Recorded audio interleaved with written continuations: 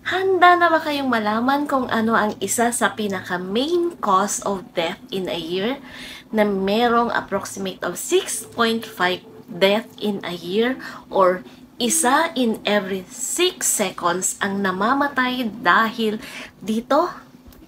Pwes, sana ay patuloy ninyong panoorin ang video na to hanggang sa dulo nang kayo ay maging knowledgeable at malaman ninyo kung baka kayo ay isa na din sa mga kandidato ng sakit na ito. Ito ang ating tinatawag na fatty blood vessels. So, itong fatty blood vessels na to ang isa sa main cause of death in a year. Sa buong mundo yan, hindi lang dito sa Pilipinas. Ano namang sakit ang dulot ng fatty blood vessels? So, yan ang ating stroke. So, yung stroke na yan ang main cause ng death. Yan ay dahil sa mga cholesterol natin na naipon na or nag-accumulate na sa ating mga wall vessels. So, hindi natin dapat binabaliwala ang mga cholesterol na yan. So, since bata pa tayo, naiipon ang ating mga cholesterol na yan, kung lalo ay pinapabayaan natin at hindi tayo nasa healthy habits or healthy lifestyle, pinabayaan sa may bata pa naman tayo, okay lang, kaya nag-accumulate dun sa ating mga blood vessels at pagdating ng panahon, pagtanda natin, siya ay magba-blockage na sa ating blood vessels na magiging dahilan ng ating stroke.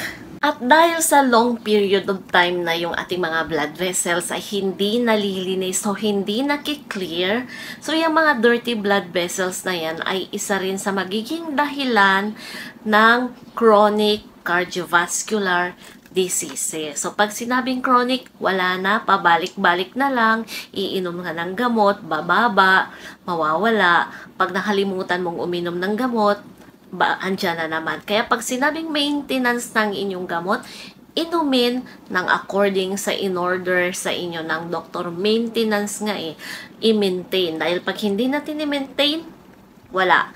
Chronic nga, babalik-balik na naman at gano'n na ulit ang mangyayari. Hindi na, wala nang kagalingan. Tanungin ko kayo, paano nyo napipicture ang cholesterol?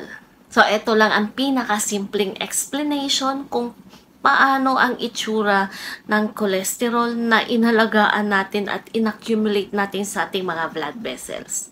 Hindi ba kung mahilig kayong kumain ng karne or mayroon kayong nilutong karne tapos naiwan sa kawali ang mga tira-tira at hindi ninyo hinugasan magdamag, kinabukasan namuti na ang kawali, nagsebo na. So, yan ang itsura ng cholesterol. Yan ang nagiging dumi sa ating mga blood vessels na kalaunan ay magba-blockage na. Kaya kung ganon tayo ng ganon kumain, year by year, yung cholesterol na yan, yung mga size ay nag-i-increase in sizes hanggang 20 to 25 years old tayo. So, imagine nyo yan, year by year, lumalaki. In the next 25 to 40 years old natin, ay i-deform ng cholesterol na yan yung ating mga blood vessel. So, doon na magkakaroon ng mga lumalaki na ang blood vessels natin. Siyempre, di ba, kumbaga sa balloon, sa mga, pag napupuno na ng dumi, nag-e-expand, pwedeng pumutok. So, yan na yung mga cause ng mga stroke, ng mga aneurysm, ng kung ano-ano mga pagputok ng ating mga ugat. After 40 years, ay unti-unti niyang maapektuhan yung flow ng ating blood, yung blood flow natin. So, yung transportation ng ating blood through the different parts of the body ay affected na dahil na-deform na nga ang ating mga blood vessels. And syempre, no choice ang ating heart. Ang gagawin nating heart ay magpapump, mag-i-increase ng pump pressure na magiging dahilan ng ating hypertension. Doon na tayo magsisimulang magkaroon ng high blood.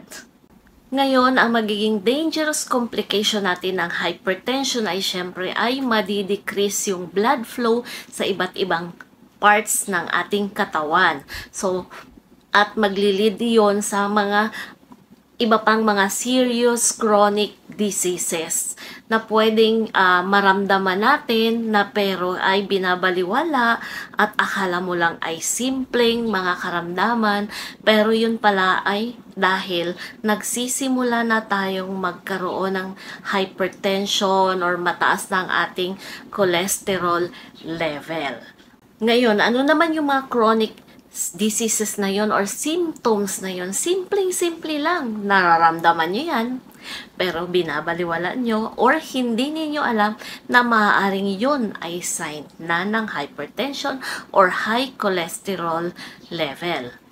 Diyan yung headache, andyan yung pagkahilo, andyan yung back at saka leg pain, andyan na lahat-lahat ng mga pain, shoulder pain, vertigo, at yung pagka makakalimutin na natin.